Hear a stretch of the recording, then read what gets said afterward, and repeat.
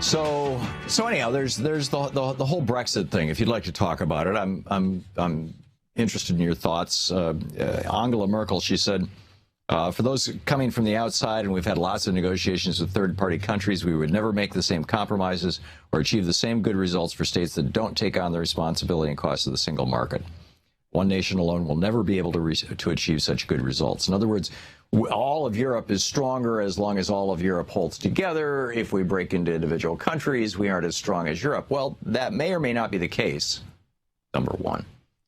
It's the same argument, by the way, that was made for creating the United States out of the 13 colonies for replacing the Articles of Confederation that basically organized trade among the 13 states was sort of like the European Union. Every state had their own currency, every state had their own rules, every state had their own, but the Articles of Confederation guaranteed free passage between the states of people. You could, labor and goods and stuff like that. You could have tariffs on goods, but beyond that. And it didn't work out. And so we got together and said, okay, we're going to create one country. Now, I can't imagine that the European Union is going to become one country. I mean, you've got this unelected bunch in Brussels who are running the show.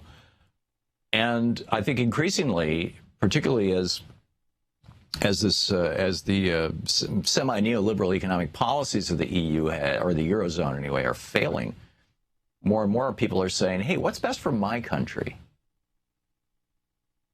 And so, it's going to be interesting to see. I'm half imagining that if the United Kingdom separates themselves from the European Union, it's interesting, The Guardian had a story about this morning. They said there are 2 million Brits who are living in Europe and, may no longer enjoy the right to live in Europe without having to apply for a visa and a work permit, because now the UK is no longer part of the European Union.